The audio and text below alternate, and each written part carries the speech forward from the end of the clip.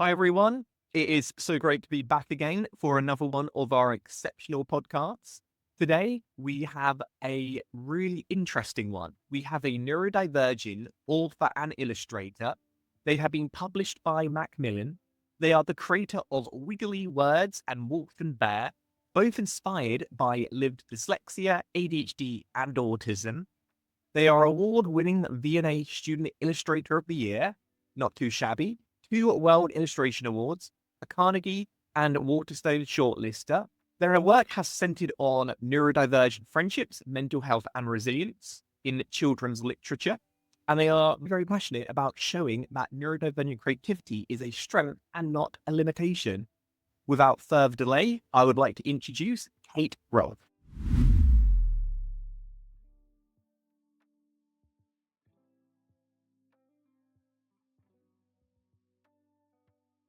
Hey, Kate, great to have you. Hi, nice to see you. Thanks for having me. Always those introductions are always so long. You're so accomplished. I'm so excited to speak with you today. Thank you. So, Kate, let's get right into it. Could you just spend a couple of minutes telling us a bit about yourself, your own story, and how that all relates to neurodiversity today? Sure, yeah. So I am neurodivergent. I was diagnosed as dyslexic when I was 17, and I'm also undiagnosed ADHD and autistic, which I'm self-diagnosed at the moment. And I am super passionate about picture books. It's been my special interest really since I was really young, which I think is partly related to my neurodivergence, both as just a real passion of mine. I love picture books. I love telling stories with images, but also probably relating to my dyslexia too, because as my peers were going into bigger novels, they were inaccessible for me completely. And so I stayed with picture books and completely just have never grown out of it. And yeah, after a lot of hard work and perseverance, I finally managed to turn that into a career.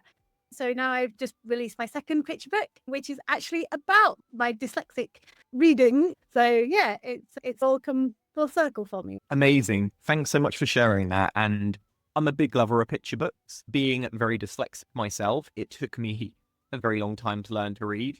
I think I only really learned to read just before secondary school. And even then, it wasn't exactly like I was reading marathon books. It was very much ones that I would fill in the blanks and create kind of my own story around it. And that kind of brings me on to picture books, because traditionally, maybe some parents might all overlook them, maybe have not taken them serious. But I would love to know from your perspective that what does the format bring that maybe other formats cannot bring? And particularly within like a neurodivergent lens. Yeah, absolutely. So the thing with picture books is obviously majority of the story is actually carried by the illustrations as opposed to by the words. And so that is a really inclusive thing for a lot of children, whether that be because reading is more of a struggle or because they perhaps English isn't their first language. There's lots of reasons why picture books are quite an inclusive space. Because we are visual beings, we're interacting with the world through our eyes mainly, not really through language. And so I think, yeah, it's more open to people being able to communicate without the need for written word. Do you ever remember from your early experiences from any particular picture books that captured your imagination? Yeah, absolutely. I've been super passionate about picture books all my life, and I have certain ones that I was in love with as a child. But one in particular that I found, it came out when I was about 18. So I was still really interested in buying picture books as an 18-year-old. And it's called The Red Tree by Sean Tan. And the book is really about mental health struggles, but it uses letter forms in the illustrations, and they tumble and fall, and there are words, overwhelming numbers of sort of words in the illustrations. And at that point I felt I had seen my experience of dyslexia for the first time ever being shown in an illustration. And that wasn't really what that book was about, but that was how I interpreted it. And it was a really emotional sort of moment of validation for me to see that on the page. That's probably one that's really stuck with me. Now, there's an interesting point there. You mentioned that while the book wasn't particularly around being neurodivergent, there were definitely elements that you resonated. And Yeah. that's definitely something that I found from researching your writings, while some of them are explicitly about being neurodivergent, some of them are not, but Yeah. you can't really help but separate them. And I know in one of your books, I can see the one you've got up at the moment, Wolf and Bear, you mentioned that it came about from like the two sides of your brain. Yeah. And that is something which I think brings up like an interesting kind of thought that is that not like a contradiction when you've got your more like analytical side and your creative side? And how do you navigate the process where they don't seem to make sense, but they also very much do? Yeah, definitely. With Wolf and Bear, I feel like I am Wolf and I am Bear. And I think a lot of us who are ADHD have this experience where you feel like your brain is constantly in battle with itself. The sort of ADHD elements want a need to be a certain way, and the autistic elements want and need it to be a very Yeah. distinctly different way. And so you are constantly feeling this battle. And I think that could be interpreted in Wolf and Bear. So Wolf is wanting to play and do, and she's got 1,000 things she wants to do today. And Bear really is overwhelmed by a few of the sensory issues in the environment, and he just needs to take some space. He actually struggles with some mental health, depression. I think he recedes into the shadow and is quite down and withdrawn as part of the book. It's only later when he hears Wolf's song and he really responds to that. He then comes out of the shadow and goes back to find his friend. But even then, at the end, she asks, "Would you like to play?" And when I'm reading it to a group of school children, I always stop there and I say, "What do you think he's going to say?" And quite often, the majority of the room expect him to play at the end, and he doesn't. Mm. Instead, "No, I don't want to play, but we could sit together and I could listen to you sing." And that was really important to me because he doesn't just say, "Oh, yeah, great, I'll throw away what I need in this situation." He maintains his boundaries of what he requires. And so that was really important to me. And actually, it became quite an interesting conversation topic in the classroom when we reached that point. So, yeah. That is such a beautiful way of doing it because we've become quite accustomed, particularly in the Western world, that we must have a traditional happy ending. And that can create quite a toxic environment that someone has done something for you, you now should be traditionally happy. And I think it's one reason why I absolutely love Eeyore from Winnie the Pooh, Yeah. because he is unapologetically himself. And his friends do not try and change him. They very much accept him. And it sounds like there's a lot of kind of like parallels with that. Definitely, yeah. You could say that Wolf and Bear's a little bit like Tigger and Eeyore hanging out. No, you know what? They do not hang out. So I think that's a really good way of going about it. Now, moving away from like the story element more to the kind of industry, because we have lots of neurodivergent talent who are always looking to get their foot in different industries. The publishing industry is known for being tough and getting your foot in the door. Now, while you're writing, you went a different way around it in order to be inclusive to your own style. So my question is that in the publishing industry, while it has not always been built for neurodivergent creators, what hidden barriers have you personally faced? Have you been able to dismantle them at all or find your way around them? Yeah, there are quite a lot actually of I hidden imagine. barriers. Yeah, and some of them just are still really not understood or acknowledged by the industry. It's not built for neurodivergent people as the world is. Yeah. And in fact, the publishing industry is, particularly children's publishing, is attempting to be accessible and inclusive. And so there is a desire there to do that. But it's an old industry that is built on old processes. And so Yeah. that is slow to change. But change is happening. It is just a little bit, you sometimes have to ask a few times, if that makes sense.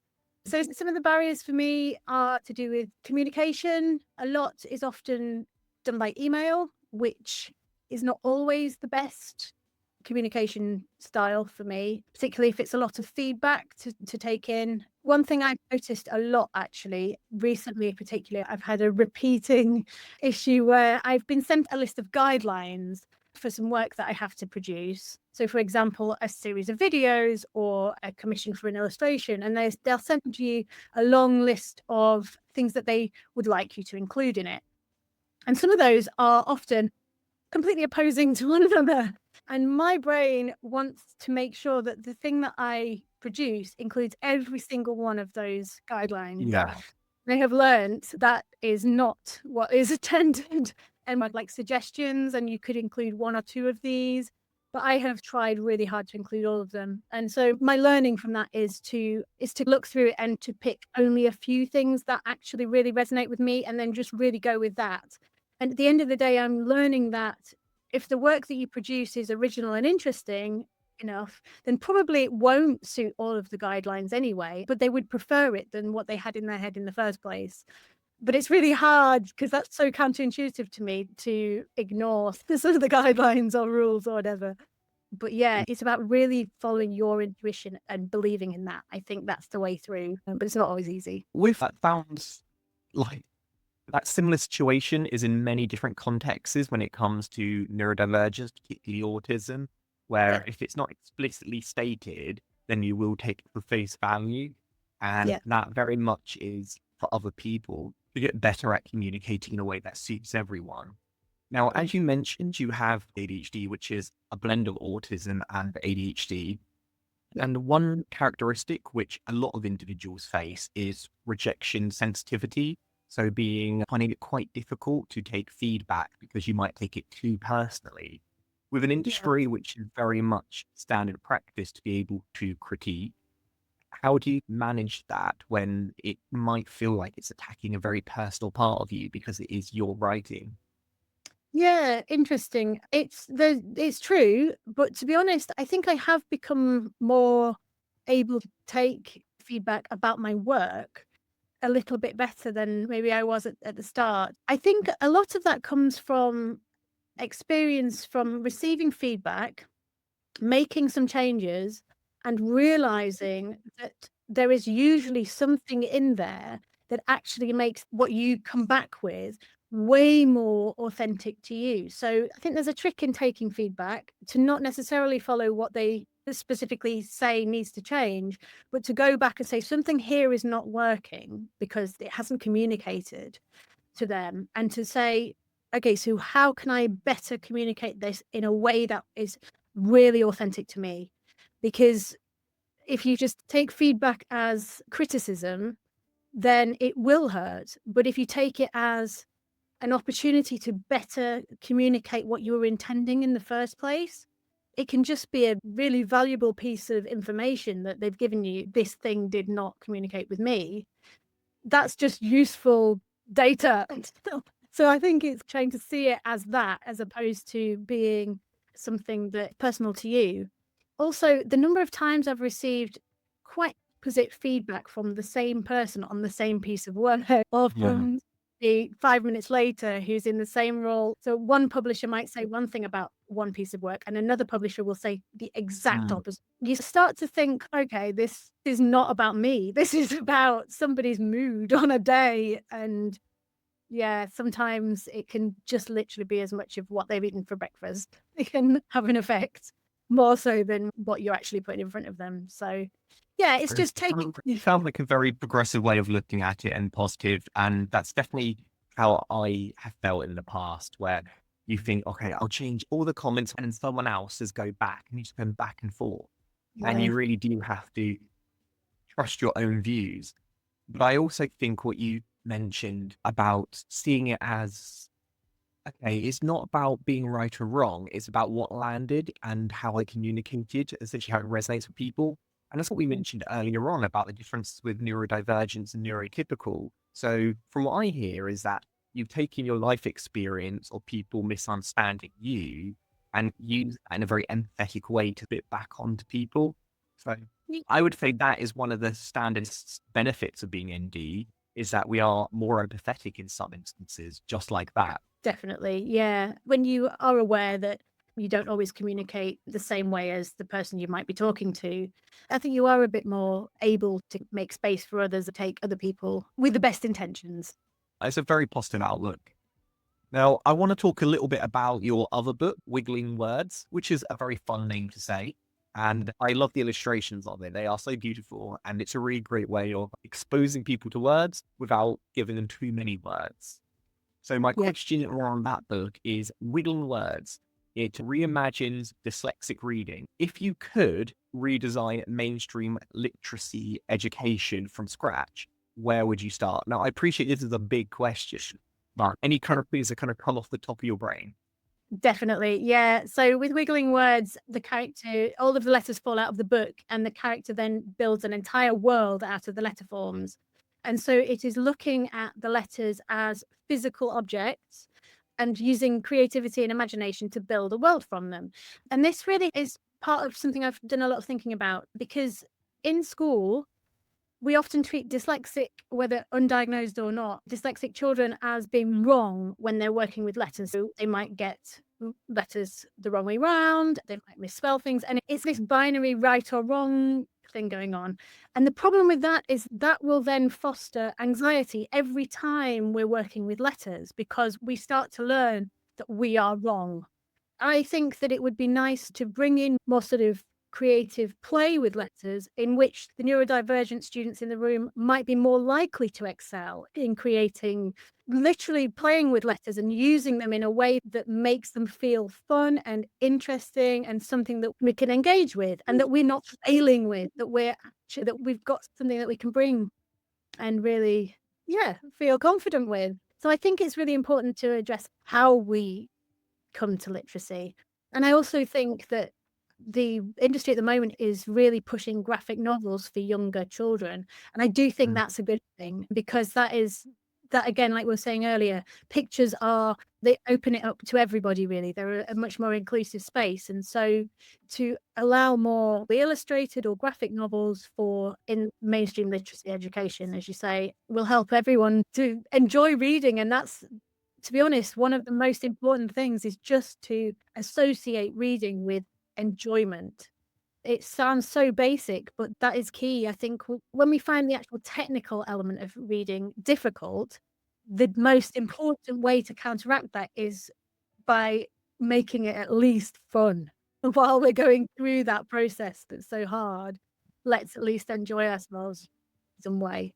So it's definitely like demystifying the language in itself. Because I imagine if it's too difficult, you lose interest and you want to make it fun. It reminds me of a book series that I used to love as a kid. I don't know if you were familiar with it. It was called Letterland. And all the letters were like shaped as people. So you had Annie Yeah. Apple, Clever Cat. And I found that as a good entry point for me. Yeah. And when I did finally learn to read, I actually didn't even start reading books for quite a long time after that. It was just fully, I just read the Beano and the Dandy. And comics was such a great way for me. Because the thing is, you didn't need to read in order to understand it, but Yeah. the word would accompany it. So you naturally picked it up. And as I got more confident, I'd read more words. And a lot of the words were made up. I like, they do sounds like sound effects. So it was getting fun to read, and being right or wrong didn't really make any difference to the story. Yeah, that's really a good point. You're clearly very passionate about children's book illustrations and designing, and it comes across in everything you say and you do. I wish more adults would take their special interests and go with it. And Yeah. that's why I thought I would love to ask a question around adult special interests. How did you make sure to really tap into your special interest as someone with autism and ADHD rather than suppress it like most do? Yeah, I did for a while. I mean, I just enjoyed picture books as a kind of as an interest that I didn't do much with, except for just treating it as my enjoyment space Yeah. for a long time. But then it was really, I made a decision to go back and study it. I decided to Mm. do a master's. A few little things happened in my life that made me think, oh, I'd really like to go back into education and learn a little bit more. And of course, the most obvious thing to learn is about my special interest. So I went back and did a master's, and I guess I just immersed myself in it so much because I already was.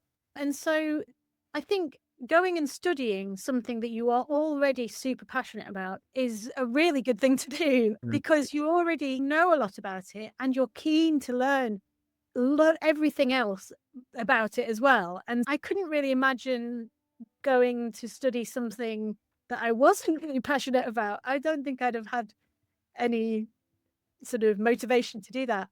So yeah, I strongly encourage people to. There must be for everybody's special interest. There must be some way of going further, going deeper into it. I really think that is really important. I think everybody's special interest has an opportunity in it for bringing something amazing into the world or learning something new or making some kind of change in a positive way. I think they're there for a reason. No, I think that's really empowering. And I particularly like that it wasn't something you consistently followed, because I think that kind of sounds a bit too ideal. There's lots Yeah, of us who just, for one reason or another, went down different paths. And it's shown yeah, that it's never too late to say, I really like doing this. Why can't I get paid for it at the same time? yeah, Do you, exactly. or like, how do you find your special interest, or how do you know like what the root cause is? What I mean by that is I used to think that I used to love drawing as a kid, and I thought I Mhm. wanted to be an artist. I realized I actually never, my special interest wasn't drawing, it was storytelling. And that can be done in many different forms or mediums. It could be speaking to someone, it could be doing presentations, drawing, writing. And I would Yeah, say my special interest is something which is very transferable to many different sectors. When you tell children what they want to be when they grow up, I think that mm, question can be a bit misleading because it's searching for a particular sector or role. But I guess I would probably say the question should be like, what is your North Star? What is the thing that yeah, spurs you on no matter what scenario? So I would yeah. love to know what you think your kind of North Star is. What is the thing, no matter what you do in life, seems to be the underlying theme? Yeah, I agree with that actually. And it might even be that there are multiple ones Mm. which may cluster around a topic. So, for example, yours with storytelling, I think mine is also storytelling. And there's drawing, there's verbal storytelling, there's filmmaking, there's so many different ways you can follow that. And you might have clusters of them that are just all related, but there might be a thread that runs through them. Or sometimes I think there are threads that go off for years and years, and then suddenly something comes back into your life and it's woven back into maybe where you're going in life and what you're doing. It's always amazing. An interest that has disappeared comes back in.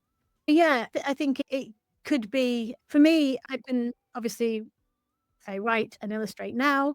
Prior to that, I was a songwriter for a while, a singer songwriter, which again is very similar in many ways. It's Yeah. converting words into almost a poetic form in order to communicate something that is usually a very large, intangible, emotional experience and trying to communicate that in a very minute way that hopefully will resonate with somebody else. They will then take that into in their own experience and I think there's a real beauty in that. It's a kind of communication that leaves space for your personal interpretation. You might be using a different tool or a different medium, Mm. but the same kind of driver of telling stories in alternative ways runs through your entire career.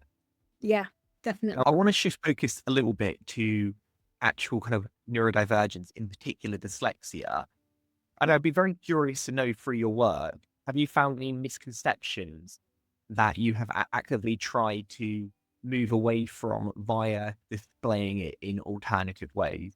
Because to be honest, I could just read a book about dyslexia, but by looking at a book that is more about my personal interpretation, I'm assuming maybe I might come away from it from a different perspective. How do you allow people to come up with their own views while also not unintentionally spreading like false information or Yeah. false interpretations, if there is such a thing? That is a really interesting point, and it's a challenge that I had throughout making Wiggling Words because I can only really show my personal Mm. experience, and that's going to be so different to lots and lots of other dyslexic experience. We don't all have the same traits, and I could only really choose that as a way of showing through the story. I think the solution to Wiggling Words, where the character actually builds a whole world and tells a story using the letter forms, in a pictorial way as opposed to they read the story. That was an attempt to subvert the usual format of a book where the character faces a struggle. The character does use a lot of determination in the book, but it doesn't result in them solving the problem particularly. I think that's true also of Wolf and Bear. I make sure that the book doesn't provide a cure-all. It's not, oh, and the problem was all fixed. Because that's not true. That's not how it is. He's good with, so it's about the positive ending for both is actually just about being authentic to you and finding your own personal way through, because it will be different for everybody. And so it's just to really validate that journey and to say it is, you will get there. It's just, it's not going to necessarily be an easy way. Really do that kind of way of telling stories where you don't neatly wrap it in a bow. I suppose that one of the reason I'm a big fan of the Korean dramas, because their way of storytelling is very different from the Western way, where we follow the traditional kind of hero's journey. Yeah. Back to the dyslexia side, because I've seen a few books previously which have tried to represent dyslexia in written form. And while I always appreciate the kind of attempt, sometimes it can perpetuate the stereotype that dyslexia is simply getting your B's and D's mixed up. And the words maybe for some people, but for the vast majority, that's not at all what dyslexia is. No. So I guess I just want to understand a bit more about how do you simplify a challenging concept like dyslexia without trivializing what it actually is, so the children learning about it aren't taken away from the wrong message, with the right message. Yeah, that's true. So I think for me, it was about I started with the pictures rather than trying to come up with a narrative that sort of sewed itself up or told you what dyslexia was or anything like that in the story. I started by creating loads and loads of images that just express emotionally how I felt, wall of text to read. And I created I used the letters, hand printed letters, as almost like a kind of a villain in the illustration. And so I turned them into monsters. I turned it into an impenetrable wall, a mountain, a flood. It became water. All of these different ways of trying to just express how it emotionally felt for me, as opposed to any physical manifestations of it. It's supposed to just express the experience as opposed to, I suppose, the physical experience versus the emotional experience. I guess I'm aiming towards the emotional experience more in your work. And as said, while there is a theme of neurodivergence through both of your books, I would probably go and say it's more about the mental health struggles that come along with living in a neurotypical world. Yeah, definitely. Oh, while we're talking about neurotypicals, those are people who think more or less, typically to the majority of people in any given situation. And I want to know that somewhat friction between neurotypicals and neurodivergent people, which I can see a bit in Wolf and Bear. So as much of your work does reflect neurodivergent friendship dynamics, how do you think neurotypical audiences often miss about how neurodivergent people connect with each other? Bit of a clunky way of wording it, but essentially, have you noticed that the reason why your book is needed is because there are a lot of communications and interactions that people just misread? Yeah, definitely. I do think that's true. I don't have an experience of being neurotypical, so it's hard to comment. But my observation of it seems to be more about keeping the peace for keeping the sake, whereas with my neurodivergent friendship, it's a lot more about accepting that human as they are and taking them as they are on any given day, because it may not always be the same day by day, and being really sensitive and understanding of that. I find my neurodivergent friendships are much more open to hearing that and making accommodations for that, as opposed to just expecting you to be the same person day after day. I think that's where I've fallen out with neurotypical friendships in the past, where they haven't been able to understand me at all, because one day I'm just not necessarily what they expect me to. They may know me as one, I'm not that one thing. They just cut me off. Whereas I think many divergent friendships are much more open to knowing that we are multifaceted beings.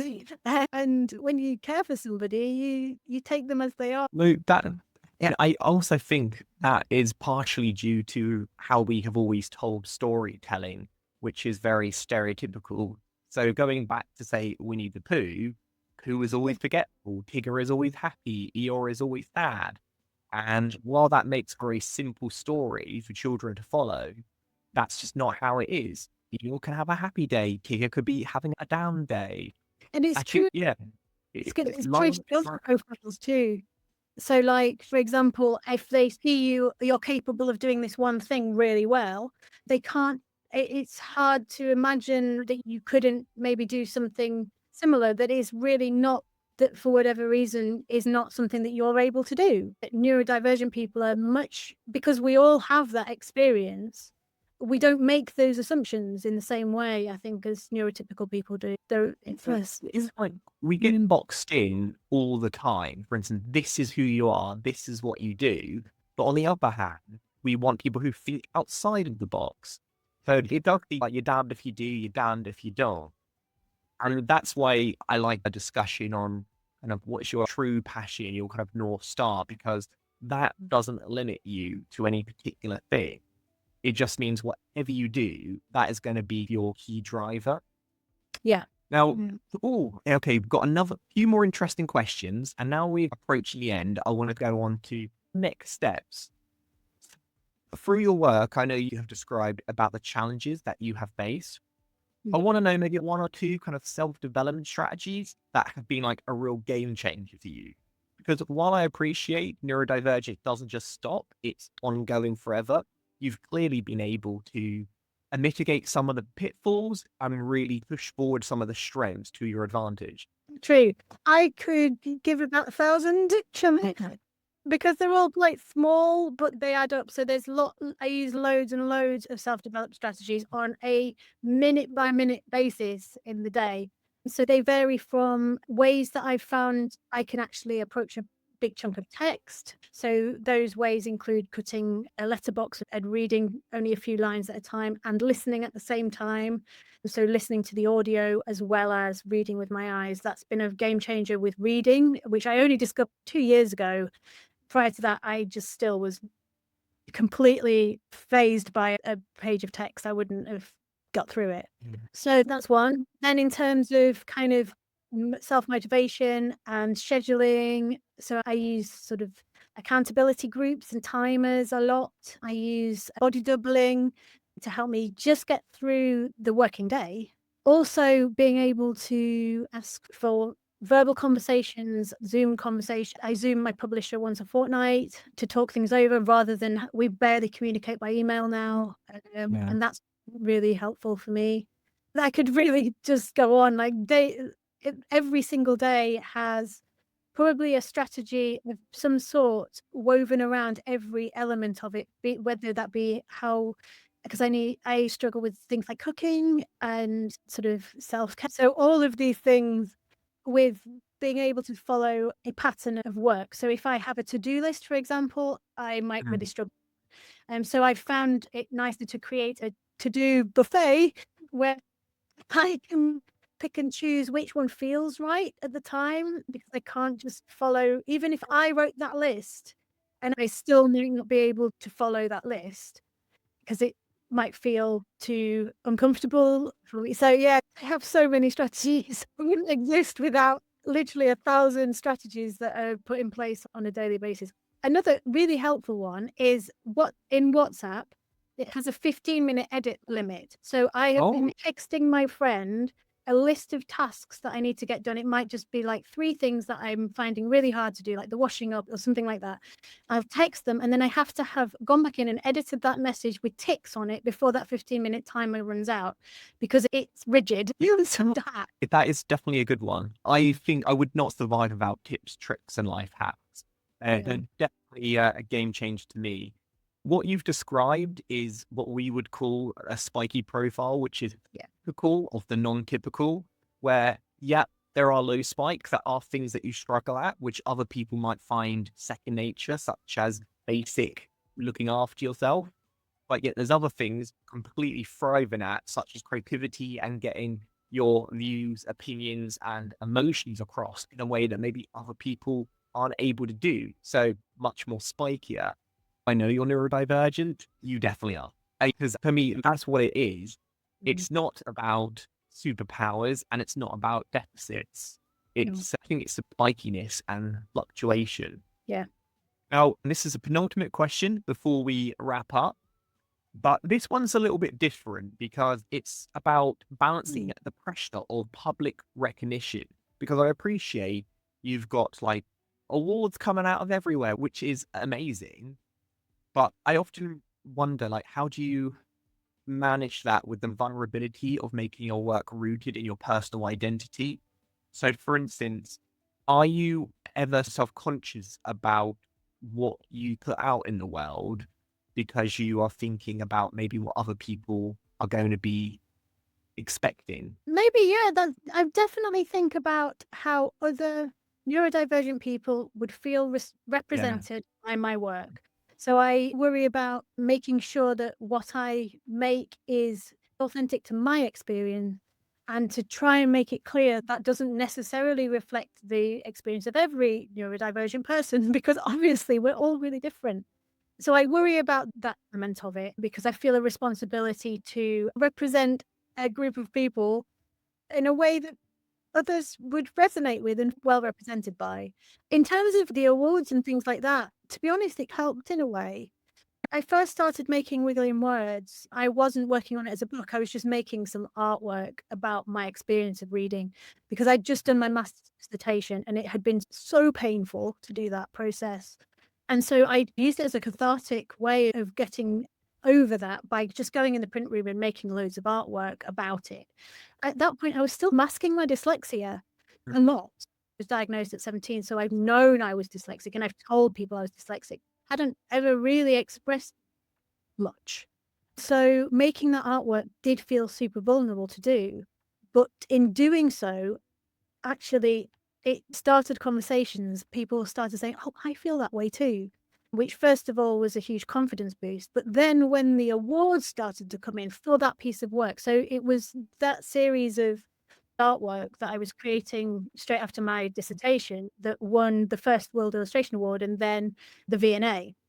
And so it was up in the V&A for months, and I was getting messages from people saying, "I've just the V&A and I cried in there because I've never seen my experience reflected so well," and things like that, that really made me start to own it more. I think I was still masking at the start of that process, and in realizing how much me making that work resonated with others actually made me feel a lot more inspired to be more vocal in the rest of my work about my own personal experience. That's a really good way of looking at it because I do think it's the double-sided coin that on one hand, it's so great to see yourself in media and be able to resonate, but equally seeing yourself represented poorly is not ideal by any.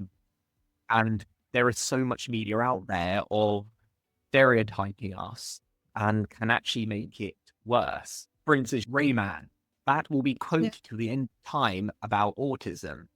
And I don't believe for a second they went to do it with negative intentions, but it still did. So I think from what you said is that, and I know I do it myself, I do a lot of work, and you're always going to get people to say that is not what dyslexia is like. But being Yeah. able to say, this is my experience, and even if you were able to get a little bit out of it, then that's a win. Yeah, exactly. Yeah, it is tough. Ultimately, do you think, does it ever stop you from maybe depicting it in a certain way if you think that there may be, I don't know, like uproar? Or do you think this is my experience, I'm going to show it this way anyway? I think making for me at least, making picture books is it's quite an organic process. It's Mm. not it's although I have those thoughts along the way about very specific elements of it, and I try my best to think that through and choose sort of something that might not be as stereotypical, or I might double down on something that I feel is really important to show. But the actual making of a picture book is almost it's almost intuitive in a way as well. And so I think my experience always is going to seep out into it anyway. Yeah. And on the aside, I do a little writing group, and I write some. I'm writing a novel idea with them, and I was writing a character which I hadn't really thought about. I guess I was assuming a neurotypical. I really thought about it, and all of the critique was, well, it's clearly a neurodivergent character, and it made me realise that, of course, I can't write a neurotypical experience because I have no lived experience of it. Just like a neurotypical person cannot write a neurodivergent experience. Yeah. Just have no understanding of it. So even when I attempt to not write from Oh, my I experience, I accidentally do. So It's a good way of doing it. Like, it's going to come out regardless. So it's always authentic because it is you. And yeah, maybe the reason why previously, other people's attempts haven't hit a nail on the head is because maybe they have done it because they have someone in their family or life who's neurodivergent, and it's not quite the same kind of translation. yeah, it's And really not. If it's from the outside perspective, it's going to be. We know, don't we? We've had conversations with yeah, people in our lives who think they understand our experience, and it's so skewed by their own lens, and we don't realize we're doing it. We're all doing it to each other all all the day long. time. So yeah, you do need to have lived experience if you're going to write a main character perspective, I think. Now, you have answered my questions absolutely fantastic because I'll say you didn't have them in advance. So it has been like just throwing you in the deep end. So you've done great. Now, my last question is hopefully one that can bring a bit of hope to other neurodivergent individuals. So it is, what would you say to a young neurodivergent person who feels creatively stuck or unseen, particularly from the lens of maybe they want to be able to tell their experience to the world, but not Yeah. really sure how to get their experience out there? Yeah, I understand. That was me at the start of when I'd just done my dissertation, and I was making artwork just for the sake of trying to express how it felt. And I think it was really helpful for me to not see it as a finished product. So I was never making it to make into a book. I was just making a single piece of artwork because I imagined it. I felt like I wanted to show this tiny little character swamped by this pile of letters, and I just made that. And then I thought, oh, actually, I'd quite like to do this, the little character climbing up onto the top of the pile of letters. And it grew that way. So making just artwork, or if you're not a visual artist, if you're a writer, even just written vignettes, you could write a few sentences about how it feels, just talking about your personal experience. It doesn't have to be a finished product yet. That will happen on its own the more you do. And if you're feeling creatively stuck and you feel you can't put pen to paper or whatever your medium is at all, then go out and absorb other media. So read books about it and ask yourself what you resonate with and what you don't. Look at artwork. Think about what things in it feel like they spark something in you, because it's those little glimmers that you spot in other people's work. They are your stepping stones and your guiding light in a way to finding who you are. We resonate with things in other people's work that are inherent in ourselves. So maybe rather than starting with the end in mind, it's not the destination, it's the journey. So just going with it. And maybe I would say that sounds like, rather than fighting your brain, like I think most of us grew up doing, it's allowing it to go off on a tangent. So it does Yeah. seem to me your advice just again naturally fits into the neurodivergent brain. So Yeah. actually it's just basic, but be yourself rather than fighting Definitely. yourself. I heard a lovely quote. It said, if you can see the path ahead, then it's not your path. And I think that relates really nicely to an ability to follow a tangent, go off the beaten track, discover where it leads, because that is your path. That's where you're going to find the originality. You're not going to find it on the obvious track forward. Oh, beautiful. And I think it's a perfect way to end this. Thank you so much, Kate. It's been honestly such a privilege, and I've loved talking to you and hearing from your perspective. So appreciate Thank it. you. Thanks so Right. much for having me. And thank you everyone for watching as well. And I can't wait to see you all next week for our next exceptional guest. So thanks everyone, and thanks, Kate. Thanks.